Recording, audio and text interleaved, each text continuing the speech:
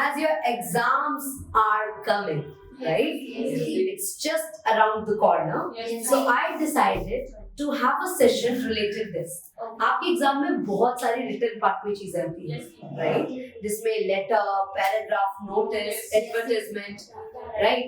And diary writing, report writing, बहुत सारी चीजें आती हैं. उनमें से एक चीज को आज हम कवर अप करेंगे. That is letter writing. Understood? Yes, ji.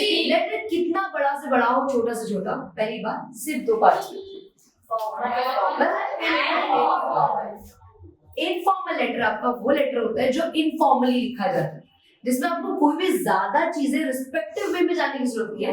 Informally आप बहुत फ्रैंक लैंग्वेज में, फ्रैंक स्टेटमेंट्स में, सेंटेंसेस में आप अपने relatives, siblings, cousin, family, friends को लिख सकते हो जो आपके नोन में है, आपके क्लोज है, राइट? जैसे मेरे को मेरा फ्रेंड जो है वो यूपी में रहता है, ओके, और मैं 2-3 दिन हफ्ते पहले गोवा से आई हूँ, राइट? अब पुराने टाइम पे क्या है कि व्हाट्सएप नहीं था, फेसबुक नहीं था, अब मेरे को अपना एक्सपीरियंस शेयर करना है, तो इनफॉर्मल लेटर्स के थ्रू पहले ये एक्सपीरियंस शेयर किया जाता है. अंडरस्टूड और नॉट? इनफॉर्मल लेटर्स अब बहुत कम लिखे जाते हैं. Reason be because now we have got social media. It is actually in very different variations.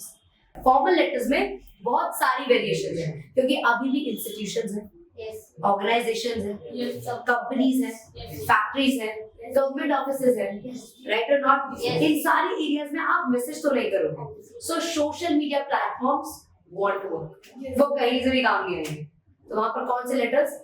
Formal letters. जब आप इनको लिखते हो ऑफिशियल किसी ऑर्गेनाइजेशन, कंपनी, इंस्टीट्यूशन, स्कूल. अच्छा एक बात बताओ, जब आप किसी को भी अपनी कोई बात लिख के दे रहे हो लेटर, तो पहली चीज आप क्या नोटिस करोगे कि मैं लिख रहा हूं, अगर उस पर्सन को मेरे लेटर हाथ में मिलेगा और वो देखेगा, पढ़ लेगा, उसके बाद मेरे को कुछ रिप्लाई भी भेजेगा, तो वो कैसे भेजेगा अगर मैं अपना एड्रेस ना लिखूं उसमें?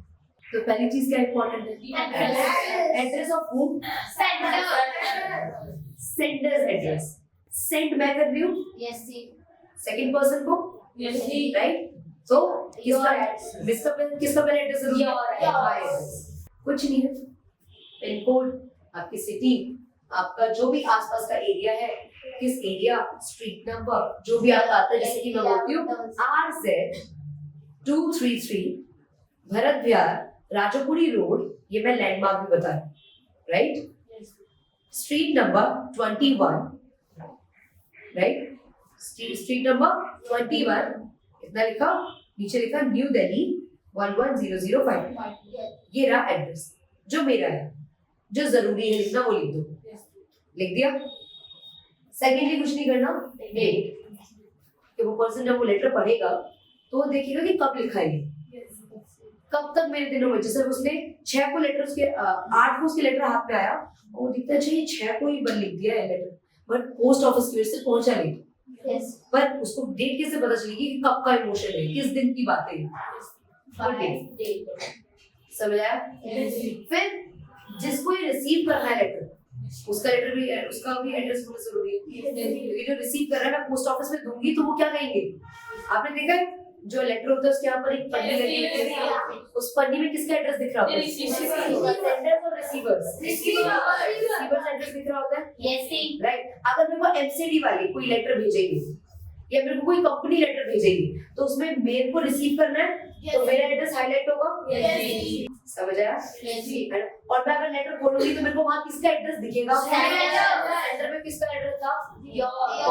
College, my college. अब समझ आया? सारे इंटरलिंक्ड है. अब तो कंफ्यूजन होगी कि मैं पहले किसका एड्रेस लिखूं. समझ आया? आ जाते हैं सेकंड पार्ट, सब्जेक्ट. किसके बारे में? मैंने लेटर खोला, सब्जेक्ट में मैंने पूरी बात, पूरा लेटर पढ़ लूंगी एक बार में? नहीं. मैंने लेटर खोला, मेरा एड्रेस ही है, हाँ मेरा लेटर है, मैंने खोला, सब्जेक्ट क्या है, पहले सब्जेक्ट पे ही दिमाग जाएगा कि बात क्या है, पूरा लेटर क्यों लिखा गया है. Collect your books from this organisation, your books are being, ऐसे उन्होंने सब्जेक्ट पे लिख दिया कि आपकी अपनी बुक कलेक्ट कर लो. समझा है कि नहीं? मैं म्युनिसिपैलिटी जो एमसीडी है उनको लेटर लिख रही हूँ तो मेरी गली में जो स्ट्रीट है, स्ट्रीट में जो गटर है वो बहुत ही तरीके तरीके से आसपास का माहौल खराब कर रहे हैं, उसकी वजह से डिसीजेस, स्मेल बहुत ज्यादा बढ़ रही है। तो मैं सारी चीजें सब्जेक्ट में लिख सकती हूँ।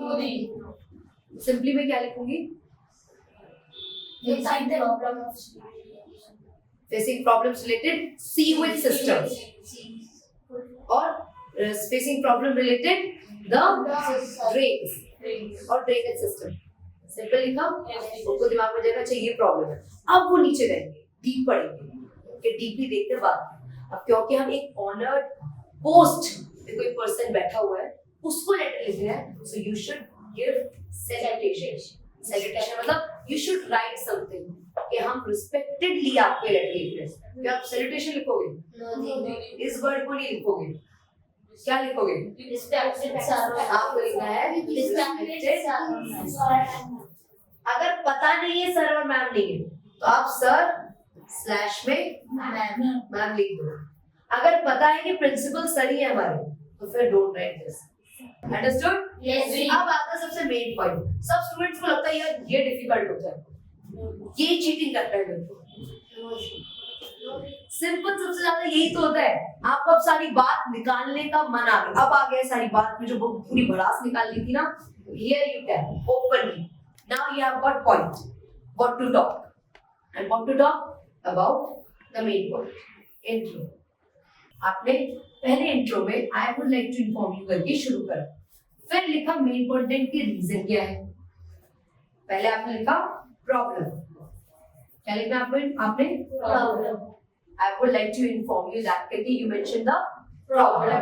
प्रॉब्लम के बाद आपने लिखा रीजन कि इस रीजन की वजह से मेरे को लिखना पड़ा क्योंकि हम ये प्रॉब्लम फेस कर रहे हैं। प्रॉब्लम लिखी, उस प्रॉब्लम को लिखने का रीजन लिखा क्योंकि अब हो गई है, मतलब हम बहुत सारी डिसीज फेस कर रहे हैं, बहुत कंडीशन खराब हो गई है, ये लिखा आपने। Right. Afterwards just move to conclusion. अब एंडिंग करनी है। एंडिंग में क्या करना है आपको? Problem, reason of sharing problem, क्योंकि अब हमारी बहुत बुरी हालत हो चुकी है, हम डिसीजेस फेस कर रहे हैं, हमें ज्यादा इलेक्ट्रिसिटी अच्छे से नहीं प्रोवाइड होने की वजह से हमारे बच्चे जो है वो एग्जाम में अच्छा नहीं कर पा रहे हैं। वाटर फैसिलिटीज गुड ना होने की वजह से हमें बहुत सारी डिसीजेस हो रही है। Problem, reason of problem, request. Now here that's why we would like to request you, please give us good facilities, provide us good facilities, so through that we can maintain the good surrounding in our around or in our society or in our locality. समझ आया कि नहीं? बात को तो नहीं करोगे। आपने प्रॉब्लम शेयर कर दिया, आपने रीजन बता दिया, आपने रिक्वेस्ट भी कर दिया। किससे? सेंडर से या रिसीवर से?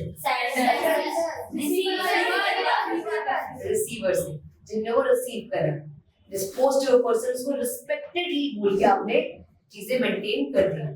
कुछ नहीं करना, अब आपको अपने लेटर को क्लोज करना है। How? By going so sincerely and saying it yours sincerely or faithfully and then your name. That's it. Doesn't mean that कि आप ये लिखोगे सिर्फ नेम और हो जाए। नो, आपको बहुत रिस्पेक्टिवली जाना है। आपको योर सिंसियरली लिख सकते हो या फेथफुली, वो with anyone, okay? Faithfully, name, done. Letter खत्म।